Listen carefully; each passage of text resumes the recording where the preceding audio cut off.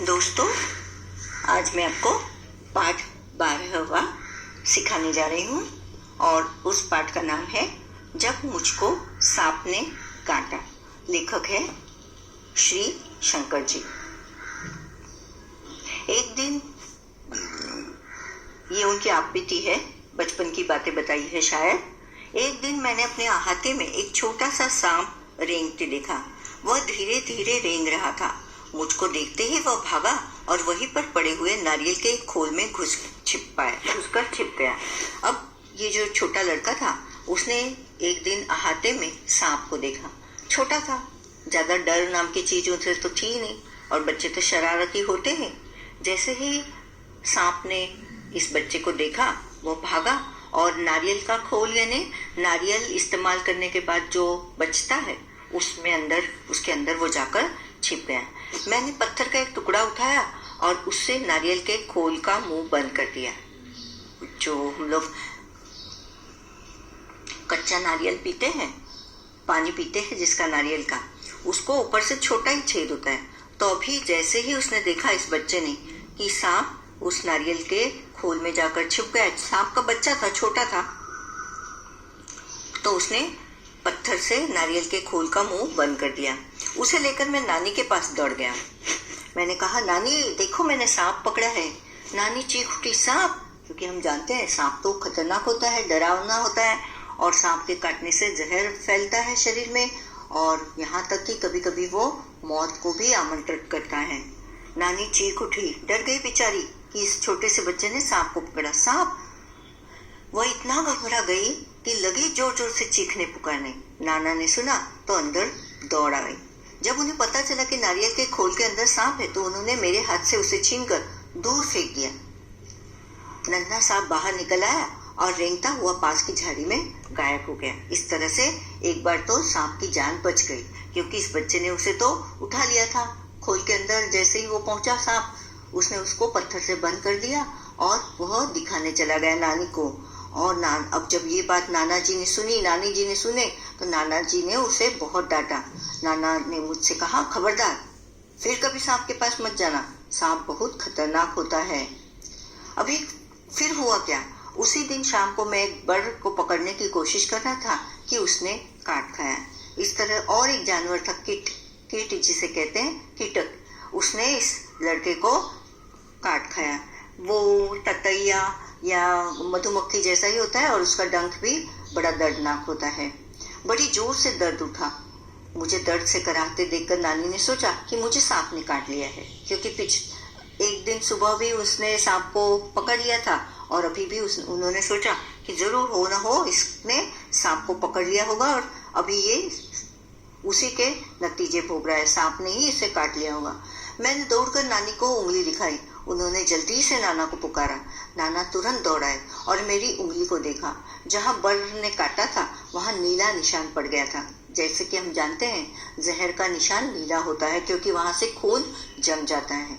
वह झट मुझे गोद में उठाकर बाहर भागे। बाग और धान के खेतों को पार करके भागते भागते वो अपने घर से दूर एक छोटी सी झोपड़ी के सामने जाकर रुके। वहां पहुंचते ही उन्होंने आवाज लगाई। एक बूढ़ा आदमी बाहर निकला। वह सांप के काटने का मंत्र जानता था।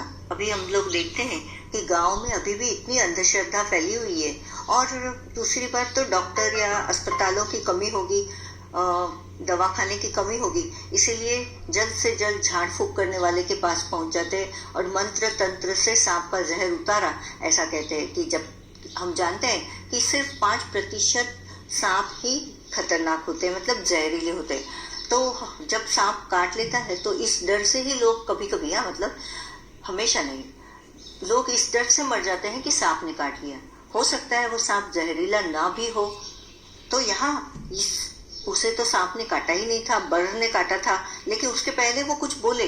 दादाजी उसे उठाकर झाड़ फूक करने वाले एक आदमी के पास, बूढ़े आदमी के पास ले आए, और वो आदमी सांप के काटने का मंत्र जानता था। नाना ने उससे कहा, इस बच्चे को सांप ने काट लिया है, इसकी झाड़ फूक कर दो।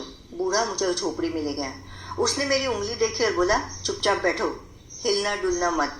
फिर पीतल के बर्तन में पानी लाया और मेरे सामने बैठकर मंत्र पढ़ने लगा। अब ये बच्चा छोटा था लेकिन जानता था कि सांप ने उसे नहीं काटा है, बर ने काटा है। लेकिन अब क्या करे, मैं चाहता तो बहुत था कि उस बूढ़े को बता दूं मुझे सांप ने नहीं बर ने काटा है, पर मेरे नाना मुझे कसकर पकड़े रहे और मुझे बोलने ही नहीं दिया। जैसे ही मैं कुछ बोलने को कहने को मुंह खोलता वो डांट कर कहते चुप। डर के मारे मैं चुप हो जाता। हमारे पीछे पीछे हमारी नानी भी कई लोगों के साथ वहां पहुंची। सब लोग उदास खड़े देखते रहे क्योंकि उन्हें लगता था कि अब इस बच्चे को जब सांप ने काट लिया है तो सांप का जहर जरूर उतरना चाहिए। पता नहीं क्या होगा। उन्हें पता नहीं था कि उसे सांप ने नहीं काटा था। तब तक मेरी उंगली का दर्द जा चुका था, फिर भी मुझे वहां जबरदस्ती बैठकर झाड़ फूक करवानी पड़ रही थी। कुछ मिनट बाद बूढ़ा आदमी उठा। उसने उसी बर्तन के पानी से मेरी उंगली धोई और मुझे पिलाया भी। उसने मुझे बोलने से मना कर दिया ताकि दवा का पूरा असर हो। फिर वह नाना से बोला, अब बच्चा खतरे से बाहर है। तो देखा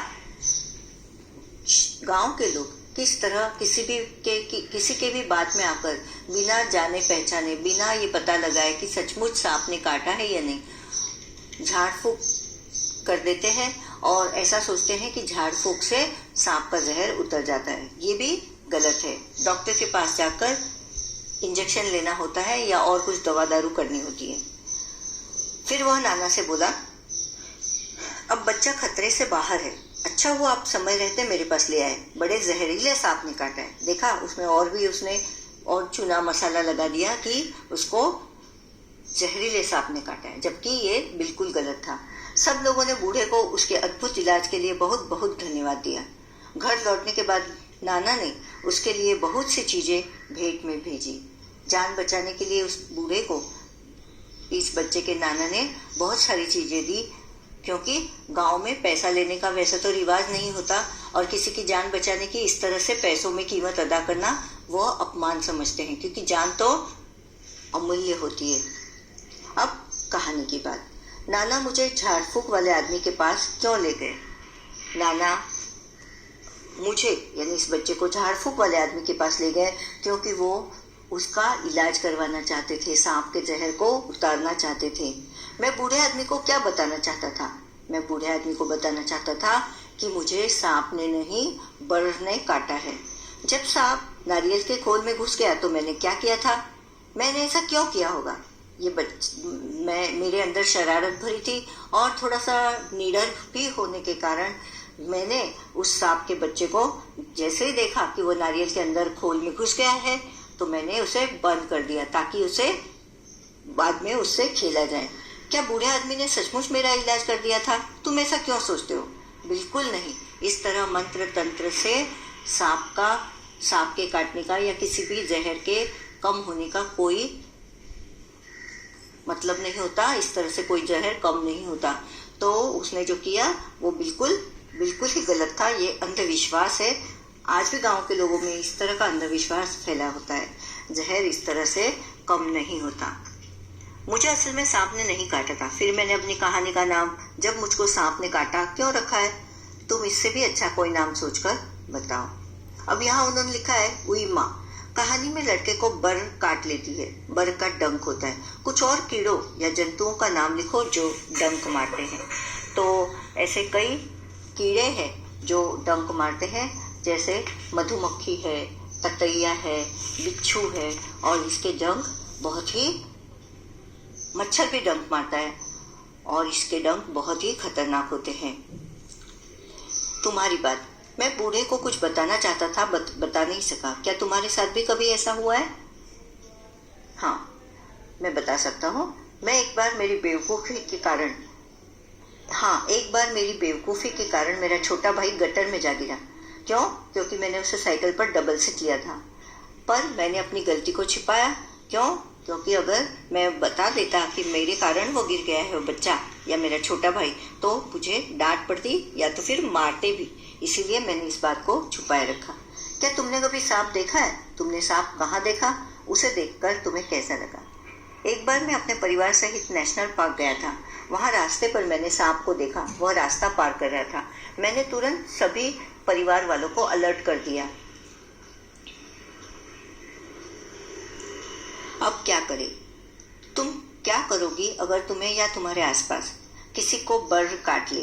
तो जो जहाँ डंक किया है उस जगह को धोना है और अपनी दवाई लगानी है और ठंडे पानी से धोना है, क्योंकि या बर्फ लगानी है, क्योंकि बहुत जलन होती है। किसी को चोट लग जाए तो घाव को अच्छी तरह से डेटॉल लगाकर धोना चाहिए और उस पर अच्छा वाला कोई मरहम लगा देंगे। और गांव में तो हल्दी लगाकर, क्योंकि हल्दी भी एंटीसेप्टिक होती है, इसका इलाज करते हैं।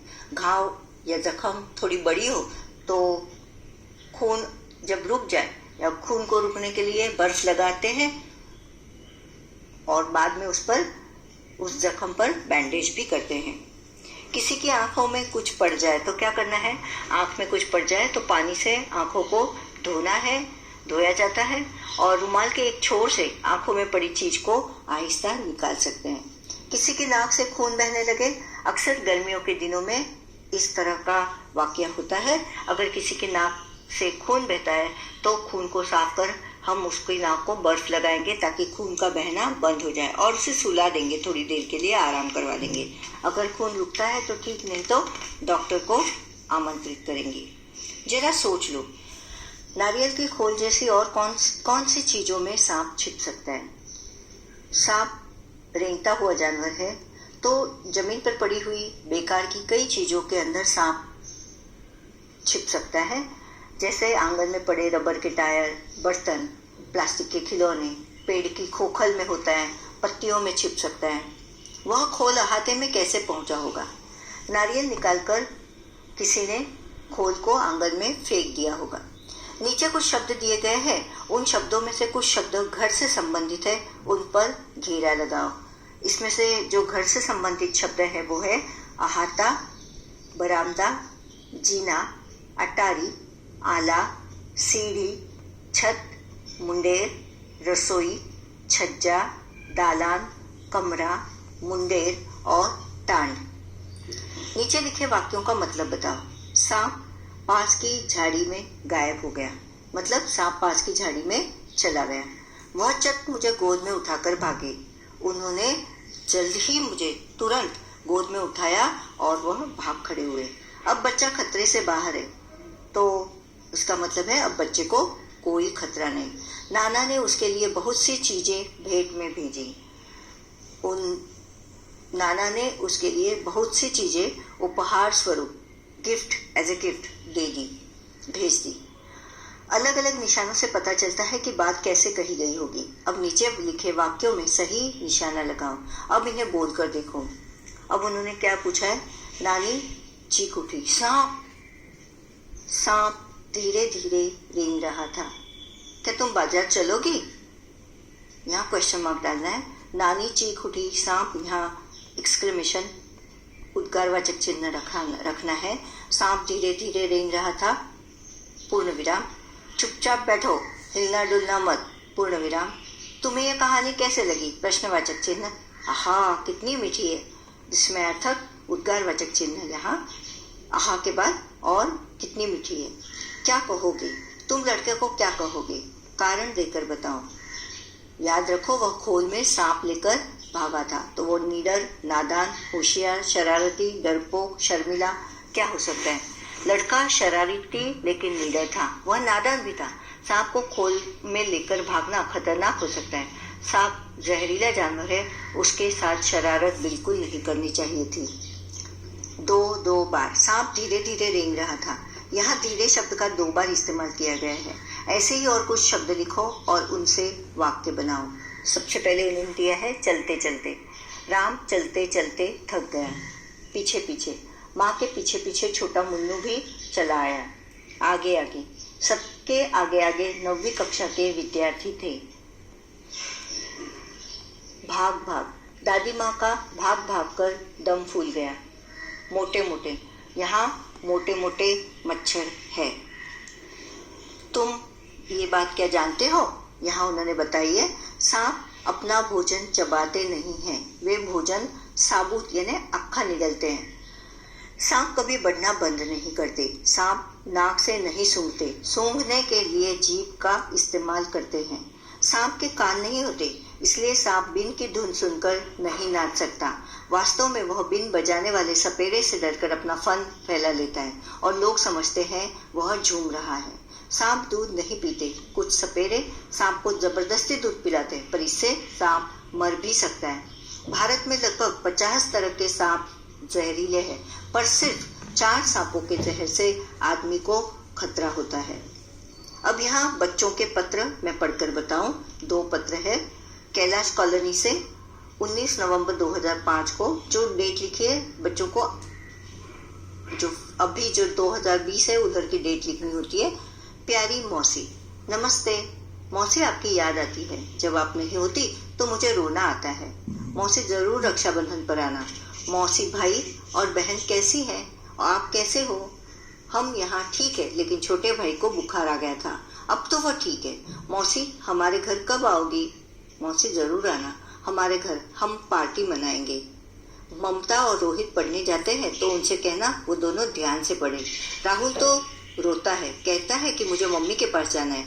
हम किसी दिन आएंगे। मौसी, मैं पत्र बंद करती हूँ। छोटे भाई बहन को प्यार देना, आपकी बेटी राधा। और एक छोटा सा पत्र लिखा है और वो है बुआ जी को, अरोरा कॉलोनी भोपाल से। आदरणीय बुआ जी, नमस्ते। आशा है आप सब ठीक होंगे।